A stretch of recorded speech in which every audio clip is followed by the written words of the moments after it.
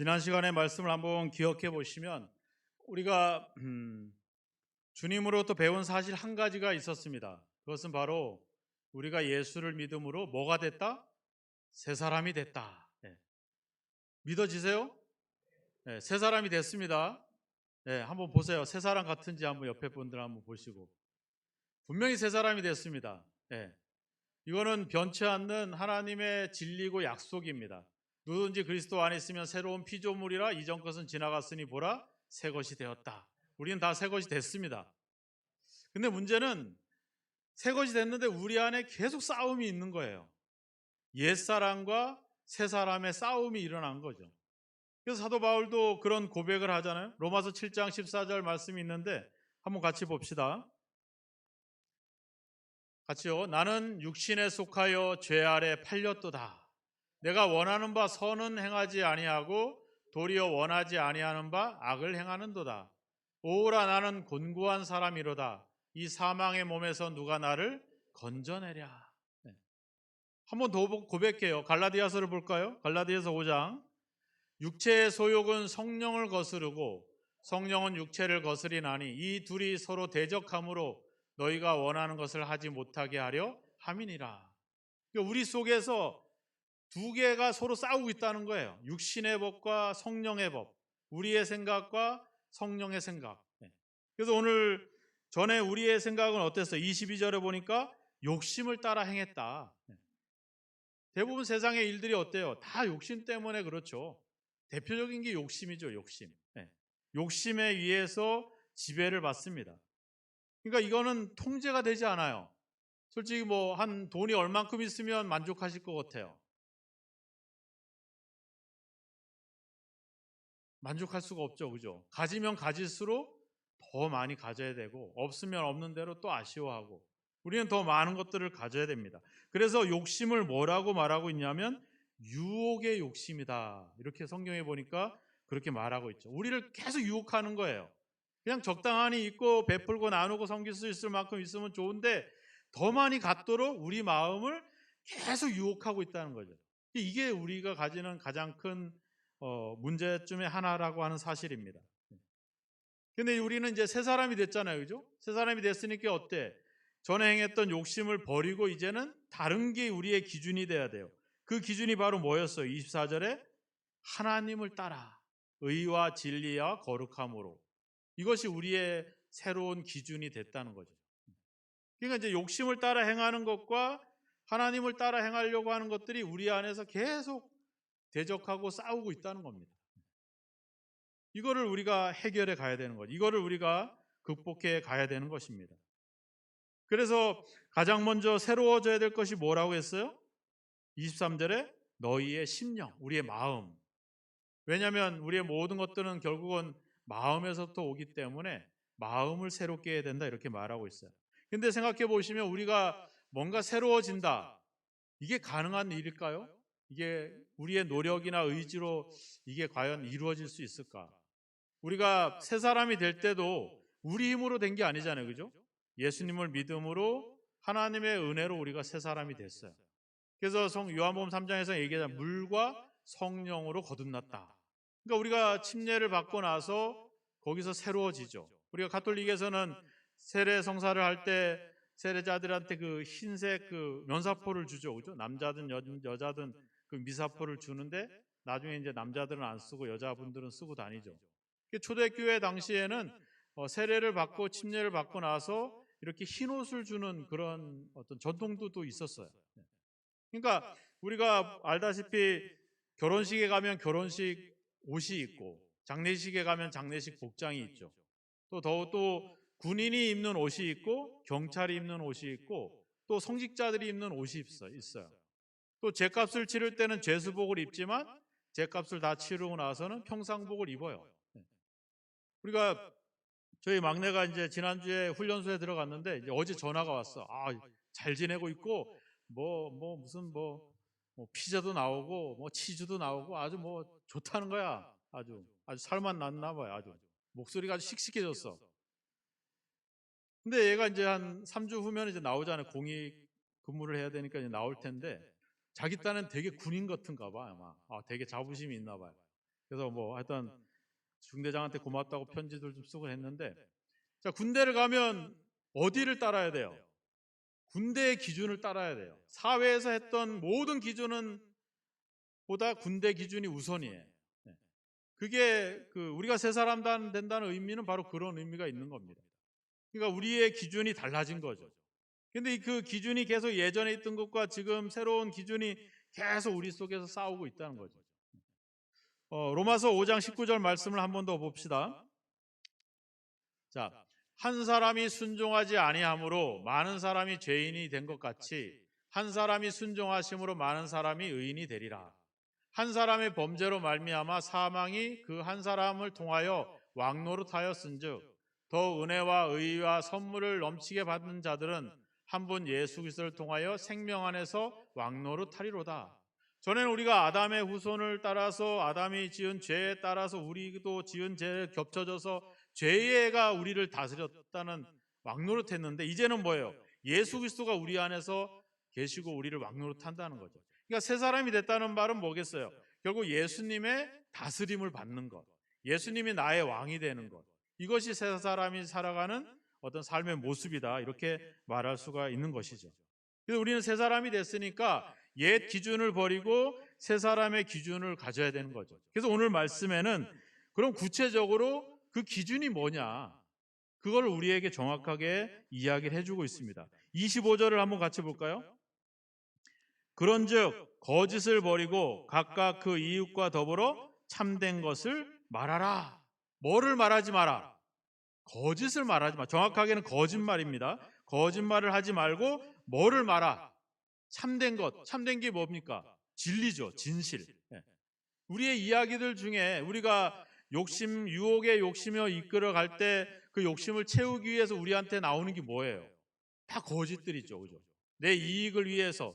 우리가 뭐 국가가 전쟁을 일으켜도 서로 명분은 뭐예요? 결국 자국의 이익인데 그건 다 숨겨버리죠. 뭐 의를 위하여, 공의를 위해서 뭐 이런 식으로 막 전 명분을 세워가죠. 하지만 그 속에는 거짓이 있다는 겁니다. 로마서 1장 25절에 그들이 하나님의 진리를 거짓 것으로 바꾸어 피조물을 조물주보다 더 경배하고 섬겼다. 그러니까 우리는 전에는 거짓이라고 하는 것에 지배를 받고 있었다는 거예요. 그래서 우리는 그 거짓을 우리의 우상처럼 섬겨왔다라고 하는 겁니다. 앞서 우리가 이방인처럼 행하지 말라고 18절에도 이야기할 때도 거기 뭐 허망하고 총명이 어두워지고 무지해지고 굳어지고, 이게 다 우리가 거짓의 지배를 받아와서 그런 결과를 만들어 왔다는 거죠. 근데 우리는 이제 새 사람이 됐잖아요. 그러니까 새로운 기준이 있는 거예요. 25절에 그 기준이 정확하게 나와 있습니다. 우리가 이웃과 거짓을 버리고 참된 것을 말해야 되는 이유, 바로 뭡니까? 이는 우리가 서로 지체가 됩니다. 지체가 뭐예요? 한 몸이라고 하는 거죠. 우리가 한 몸이기 때문에 거짓을 버리고 참된 것을 말하라고 하는 거죠. 자, 내가 우리 지휘자님한테 막 뭐라고 그래. 그럼 누구한테 뭐라고 그러는 거예요? 결국은 나한테 뭐라고 하는 거예요. 왜? 한 몸이니까. 내가 내 부인한테 막 뭐라 그래. 그럼 결국 누구한테 뭐라 그러는 거야? 나한테 뭐라고 하는 거야. 네. 그러면 그러고 싶겠어요? 거울한테 침 뱉으면 누구한테 뱉어, 침이? 나한테 뱉는 거. 누워서 침 뱉기가 되는 거죠. 똑같은 거죠. 한 몸이라는 생각을 가지면 나한테 그렇게 아주 신랄하게 막 욕을 하겠어요? 그럴 리가 없겠죠. 이 생각을 잊어버리니까. 우리가 지난주에 이제 자동차 이야기를 했는데, 자동차를 몰고 가다가 빨간불이 들어오면 차를 멈춰야 되죠. 이건 법이잖아요. 그죠? 법을 어기면 벌금을 내야 돼요. 근데 이 법보다 더 중요한 그 법을 만드는 정신이 있잖아요. 그 정신은 뭐예요? 타인의 생명을 소중하게 여겨라. 전반 크게 해서 우리가 생명을 소중하게 여기자. 이런 마음들이 담겨져 있는 거잖아요. 그게 이제 법으로 나오는 거죠. 그러니까 우리가 거짓을 버리고 참된 것을 말해야 되는 근본 정신은 뭐예요? 우리가 한 몸이기 때문에, 우리가 서로 지체가 되기 때문에 그렇게 얘기를 하는 것이죠. 요즘 아시안컵 때문에 막 재밌잖아요. 어제는 축구를 못해가지고 되게 속상하던데, 그래도 막판에 한 골을 넣을 줄 알고서 되게 기다렸는데 이제 무승부로 비겨서 다행이에요. 근데 딱 보는데 아니 이강인, 손흥민 막 이런 애들한테 막 발을 걸고 막 그러는 거야. 저런 거는 퇴장을 시켜야 돼. 저거 막 옐로 카드 줘야 돼. 왜 그래? 왜 TV를 보면서 왜 화를 내요? 내 편이잖아, 그죠? 근데 우리 선수도 가가지고 막 태클 걸고 하더라고. 에이, 경기하다 보면 저럴 수도 있지 뭐. 저걸 뭐 경고까지 주나? 이렇게 나오잖아. 왜 그래? 내 편이니까. 내 한 몸이다 생각이 드니까. 근데 이게 우리 가정에서나 우리 교회에서 이게 일어나고 있나 하는 거죠. 내 몸인데 내 편인데 우리는 진짜 거짓을 비방이나 이런 거 없이 험담 없이 진짜 진실한 마음으로 그런 대화와 만남과 교제를 하고 있나? 그렇지 않지 못한 이유가 뭐예요? 기준이 없으니까. 기준. 서로가 서로 지체가 된다라고 하는 이 기준이 없어져 버리니까 내 생각이 앞서게 되고 내 기준이 먼저 나오게 되죠. 예전에 제가 이제 중학교 때, 고등학교 때 이제 아버지를 따라 이제 집을 지로 돌아다녔었어요. 아버지가 목수다 보니까 방학만 되면 돈을 주시니까 이제 쫓아다니는 거야. 근데 이제 그때는 뭐 이 수평계 이런 게 없으니까 그 뭐죠? 하얀 투명한 호수에다가 물을 넣어가지고 아버지가 저쪽에서 이렇게 대고 있으면 제가 여기저기 돌아다니면서 찍는 거야. 이제 수평 맞추느냐고. 그리고 나서 이제 줄을 띄워가지고 이제 수평을 잡고 이래요. 그래서 나중에 가보면 또 안 될 때도 있어. 안 맞아가지고 다시 할 때도 있는데. 근데 그런 시절이 지나가니까 이제 수평계가 나오고 요즘은 뭐가 나오는지 아세요? 레이저가 나와요. 보트만 딱 나르면 레이저가 위아래로 쫙 쏴. 그리고 나는 안 움직여도 돼. 그냥 걔만 딱 놓으면 가서 수평 착착 맞춰서 놓으면 뭐 맞추는 게 전혀 지장이 없어요. 근데 우리 아버지는 맨날 그래. 내가 정확해. 내가 정확해. 근데 나중에 경사에 넣어보면 항상 하자가 생겨. 자, 우리가 가지고 있는 경험이나 지식이나 이런 것들, 이런 기준들은 금방금방 꺼낼 수 있어요.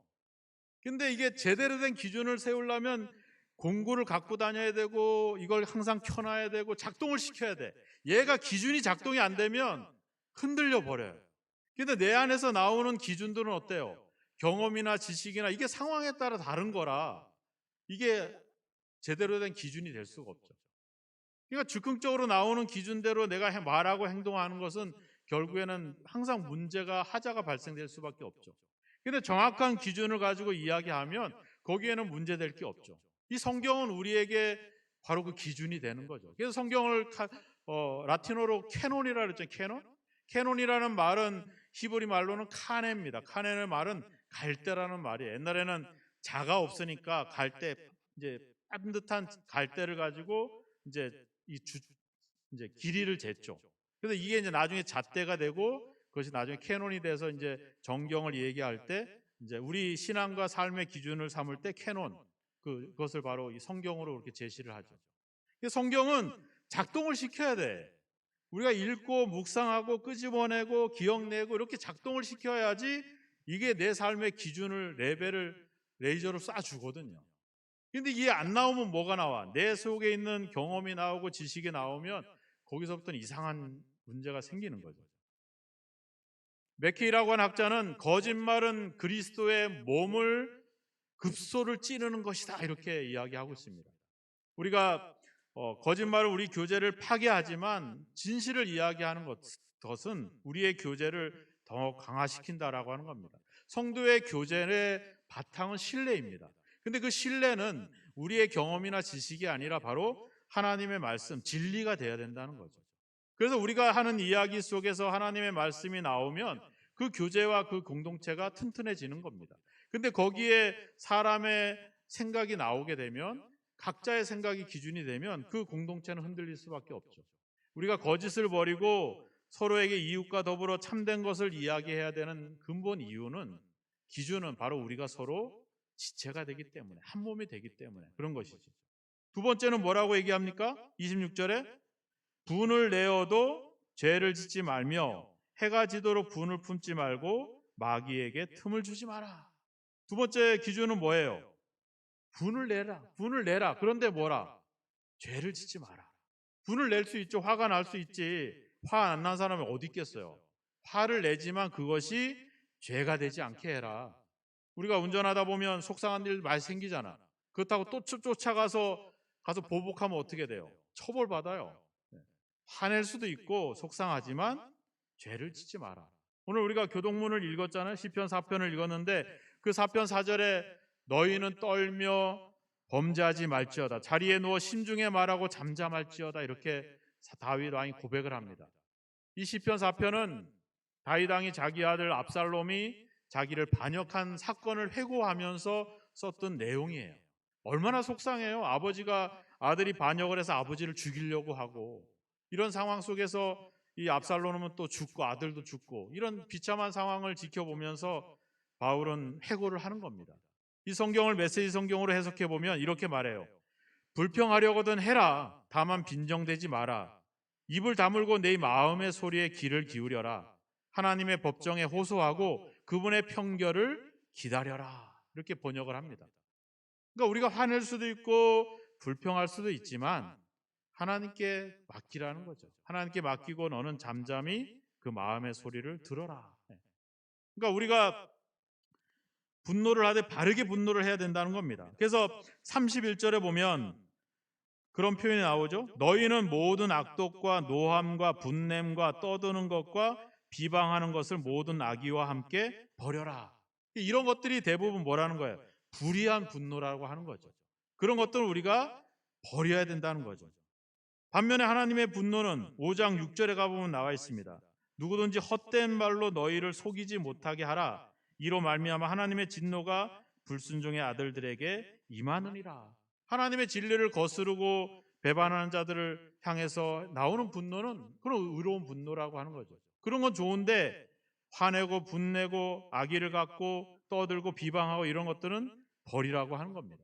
예수님도 마가복음 3장에 가보면 그 손마른 여인을 앞에 두고 그 상황에서 막 사람들이 안식일 논쟁으로 빠져 있는 그들을 막 비난을 하십니다. 그들은 생명을 살려야 되는데 안식일을 지켜야 된다라고 하는 그 법률, 그 전통 때문에 이 평생을 손마른 것으로 고통했던 이 여인을 두고서 계속 질책을 하는 거죠. 예수님이 성전을 방문했을 때 어떻게 했어요? 막 짐승을 팔고 돈을 바꾸고 장사를 하고 시장 바닥이 된 걸 보면서 성전을 뒤집어 엎잖아요. 그죠? 그런 분노가 우리에게 필요하다는 거야. 그런데 뭐예요? 우리가 관계 속에서 일어나는 이런 사소한 것들에 대한 비방, 분내 이런 것들은 우리가 구분을 해야 된다라고 하는 겁니다. 그러니까 바르게 분노하라는 거야. 바르게 분노하고 분노를 하되 뭐예요? 분을 품지 마라. 그 분이 나에게 상처가 되거나 누군가에게 원한이 되거나 복수가 되지 않게 해라. 불씨가 되지 않게 해라. 이렇게 지금 이야기를 하고 있는 겁니다. 자, 우리도 화를 많이 내죠. 누구한테 화를 주로 많이 냅니까? 부인들한테 화를 많이 내죠. 또 뭐 남편들한테는 소리는 안 질러도 속으로 화는 많이 내겠지. 자식들한테 화내잖아요. 또 자식들은 부모들한테 화를 내고, 목사는 성도한테 화를 내고, 성도는 또 목사한테 화를 내고. 최근에 우리 그리스도교에서도 지금 목사님들 새로 뽑는 교회들이 많이 늘어났어요. 그런데 여러 가지 자초지종을 들어보면 다 뭐 때문에 그렇게 싸우는지는 모르겠는데 하여튼 다 싸웠대. 싸울 수 있죠. 싸울 수 있는데 분을 낼 수 있죠. 근데 그것이 죄로 가서는 안 되는 거야. 서로에게 상처가 되지 않아. 근데 그 싸우는 이유가 뭐예요? 기준이 자꾸 없어진 거예요. 그 기준이 뭐였어요? 우리가 서로 지체가 됨이라. 우리가 서로 한 몸이다. 이 기준을 잃어버리는 순간 우리는 점점 비방하게 되고 비난하게 되고 내 이 성경의 기준을 끄집어서 작동시키지 못하고 내 즉흥적으로 나오는 경험과 지식이 바탕이 되니까 교회는 계속 갈등을 빚을 수밖에 없죠. 우리가 부인이나 자녀들한테 화를 내는 이유는 뭐예요? 내 몸이라고 하는, 내 지체라고 하는 기준을 잊어버리니까. 하나님이 아담에게 하와를 만들어줄 때 기준이 뭐였어요? 내가 독초하는 것이 좋지 않으니까 돕는 배필을 해줘야 되겠다. 그러니까 내가 부족하니까 나를 돕기 위해서 주신 거예요. 그러니까 아담이 딱 보니까 내 뼈 중에 뼈, 살 중에 살이라고 고백이 나오잖아. 그러니까 서로 둘이 한 몸이 되어 벌거벗었지만 부끄러워하지 아니했다. 그러니까 한 몸이라는 의식을 가지게 되고 하나님이 나를 돕기 위해 나에게 짝으로 주셨다는 생각을 가지니까 거기에 다툼이나 분이나 화가 날 이유가 못 있겠어요. 이 기준을 잊어버리는 순간 거기는 내 생각이 내 유혹의 욕심이 따라져 행하게 되면서 거짓이 나오고 비방이 나오고 화가 나고 분노가 일어나는 거죠. 중요한 건 그 기준을 결코 놓쳐서는 안 된다는 겁니다. 그것이 바로 마귀에게 틈을 주는 것이다. 마귀가 얼마나 신나하겠어요. 틈을 주서는 안 됩니다. 세 번째는 28절에 이야기하죠. 도둑질하는 자는 다시 도둑질하지 마라. 도둑질하지 마라. 도둑질하는 이유는 뭐겠어요? 도둑질 해보셨어요? 제가 초등학교 4학년 때 버스를 타려고 딱 서 있는데 버스 정류장 옆에 가게방에 아줌마가 안 계신 거예요. 그래서 초코파이를 한 박스를 훔쳐가지고 저희 교회 집 뒷산에다가 손꼽잔 놀이 하는 데가 있는데 거기다가 파묻어 놓고 하루에 가서 한 봉지씩 먹고 오는 거죠. 들킬까요? 안 들킬까요?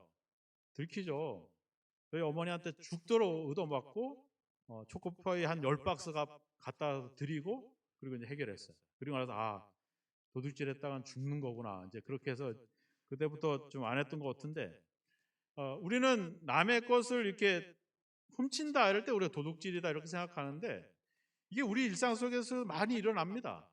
우리가 뭐 불법적인 방법으로 뭐 매수를 하거나 뭐 밀수를 하는 이런 탈세도 있고 아니면 뭐 장사하시는 분들 알지만 뭐 장부를 누락한다거나 이중 장부를 통해서 탈루를 하는 경우도 있고 또 사업주는 사람을 채용하고 임금을 제대로 지급하지 않는 그런 도둑질이 있고 또 종업원들도 자기가 맡겨진 사명과 근무 시간을 정확하게 지키지 않고 일을 제대로 하지 않는 그런 것들도 다 하나의 도둑질이라고 볼 수가 있는 거죠.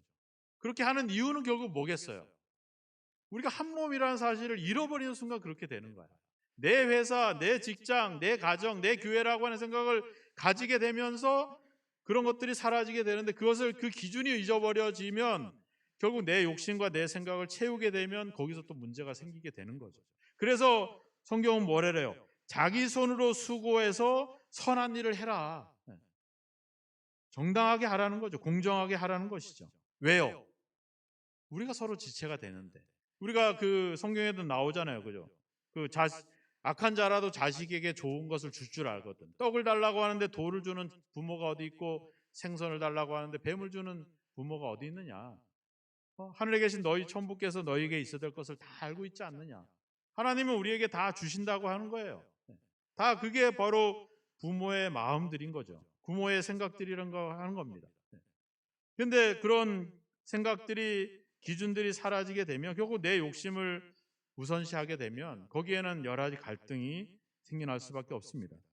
그래서 28절에 보면 도둑질하는 자가 뭐가 되는 거예요? 다른 사람들을 구제하는 자선가가 되는 거죠. 도둑이 자선가가 된다. 삭개오가 이제 자선가가 된다. 스스로의 의지와 결단으로 가능한 일이었어요? 아니잖아요. 누가? 예수 그리스도가 그렇게 만드는 거죠. 예수 그리스도가 그 안에 들어오니까 삭개오의 생각이 기준이 달라진 거예요. 자기가 기준이 있고 개인이 기준이었던 삶이 이제는 타인이 기준이 되고 공동체가 기준이 되는 거죠.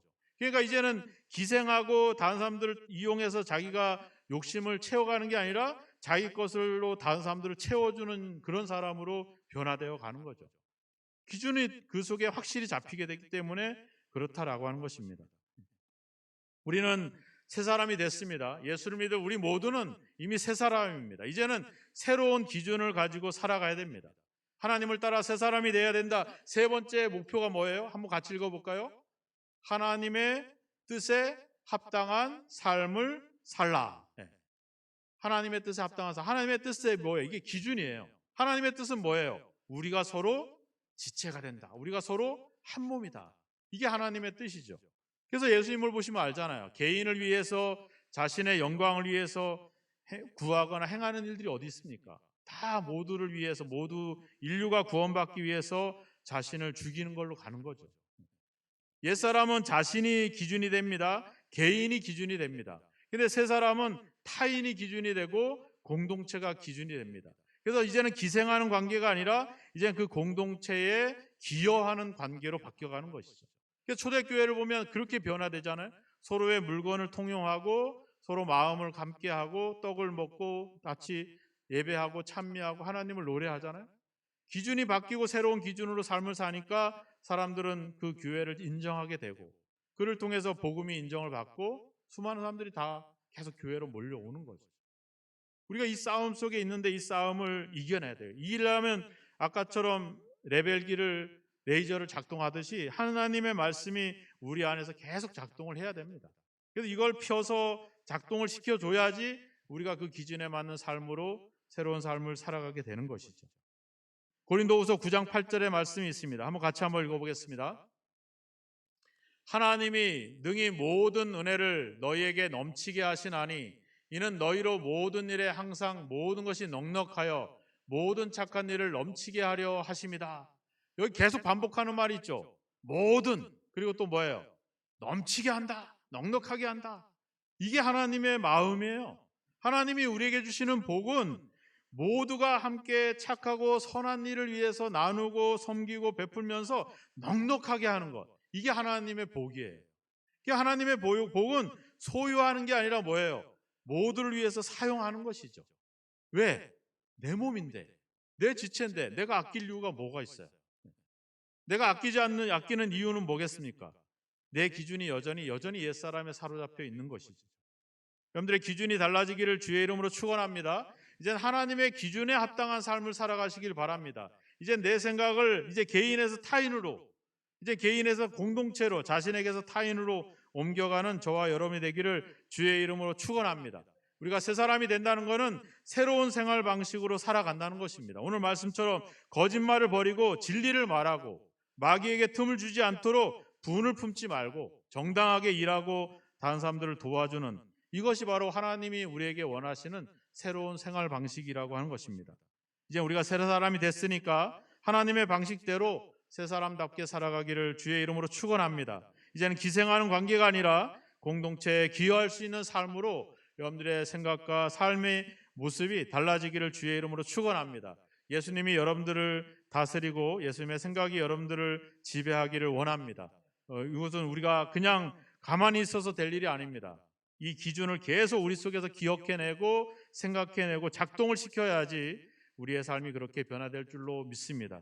여러분들이 하나님을 따라 새 사람이 되는 2024년, 여러분들이 하나님의 뜻에 합당한 삶을 살아가는 새 사람이 된 사람으로서 책임 있는 그런 변화가 저와 여러분에게 일어나기를 주님의 이름으로 축원합니다. 기도하겠습니다. 이 시간에 함께 기도합시다. 그동안에 내가 또 개인이 기준이 되었던 삶에서 이제 타인이 또 공동체가 기준이 돼서 우리가 서로 한 몸이 되고 서로 지체라는 사실을 잊지 않고 가정에서나 교회에서나 서로 사랑하며 서로 도와주며 서로 위하며 살아갈 수 있게 해달라고, 우리의 삶이 새 사람답게 되게 해달라고 같이 기도하도록 하겠습니다. 기도하겠습니다. 하나님 아버지, 하나님의 말씀이, 하나님의 기준이 우리 안에서 계속 작동하기를 원합니다. 그것이 아버지 계속 켜져 있기를 원합니다. 그래서 아버지, 우리가 그 사실들을 놓치지 않고 서로를 사랑하기를 원합니다. 우리를 위해서 돕기 위해서 베풀어 주시고 짝지어 주신 자들을 귀하게 여기며 그들에게 진실을 말하며 우리가 아버지 주여, 아버지 정당하게 공정하게 아버지 주여 소유한 것들로 나누고 섬기고 도울 수 있는 역할들을 하기를 원합니다. 전에는 유혹의 욕심을 따라 살아서 아버지 욕심을 따라 허망하고 무지하고 굳어진 마음으로 살아왔던 우리의 삶을 고백합니다. 아버지 주님의 아버지 주여, 아버지 우리에게 보여주신 그 사랑으로 우리가 어떤 삶으로 살아가야 될지를 우리에게 보여주셨사오니 이제 예수의 삶이 우리의 삶이 되기를 원합니다. 그 삶이 우리를 지배하여 주시고 우리를 다스려 주시고 우리 안에서 왕노릇하여 주셔서 하나님 우리의 삶이 새 사람으로서의 변화된 삶으로 새로운 양식으로 변화될 수 있도록 우리를 이끌어 주시옵소서. 이제는 아버지의 기여하는 삶을 살기를 원합니다. 이제 베풀고 나누고 도와줄 수 있는 삶을 살기를 원합니다. 이제 아버지 주님과 같이 아버지 나를 다있는 사람들의 생명을 위하여 나를 내어놓을 수 있는 아버지의 십자가의 삶을 살아가기를 원합니다. 그 삶이 아버지 우리의 삶의 기준으로 자리 잡기를 원합니다. 주여 도우시고 인도하소서. 우리가 아버지 그동안 아버지 주님이 비방했던 것들을 용서하시고 분을 품었던 것들을 용서하시고 화를 냈던 것들을 용서하시고 이제 아버지 우리가 주 안에서 한 지체임을 기억하고 한 몸을 기억하고 그것이 우리의 하나님의 뜻임을 기억하여 합당한 삶으로 열매 맺을 수 있도록 우리를 아버지 이끄시고 성령으로 도우시기를 원하고 소망합니다. 주님 아버지 함께하여 주시옵소서. 우리를 다스려 주시옵소서. 하나님, 우리가 살아왔던 삶이, 경험이, 지식이 그동안 우리의 기준이 되어서 유혹의 욕심을 따라 살아왔음을 고백합니다. 이제 그리스도 안에서 우리를 새 사람으로 새로운 피조물로 만들어 주셨사오니 이제 우리의 삶의 양식도 삶의 방식도 새로워지기를 원합니다. 이전의 기준이 사라지게 하시고 이제 아버지 우리가 서로가 지체가 되고 한 몸이란 사실을 기억하여 하나님 아버지 서로를 사랑하고 돌보며 아버지 주여 살필 수 있는 마음으로 살아가기를 원합니다. 이제 나와 내 개인을 위하여 기생하는 관계가 아니라 타인과 공동체를 위해서, 교회를 위하여, 하나님의 나라를 위해서 기여할 수 있는 삶으로 변화되는 아버지 변화가 우리 가운데 일어나기를 원합니다. 우리는 연약합니다. 우리의 의지는 부족합니다. 하나님 말씀이 항상 우리 가운데 생각나게 하시고 그 말씀이 우리 속에 작동하게 하여 주시고 그 기준을 항상 기억하게 하여 주셔서 우리가 서로 지체가 되고 한 몸이라는 사실을 기억하여 그 하나님의 뜻에 그 기준에 합당한 삶을 살아낼 수 있는 책임 있는 새 사람들이 될 수 있도록 인도하시고 주여 도와 주옵소서. 예수님의 이름으로 기도하옵나이다. 아멘.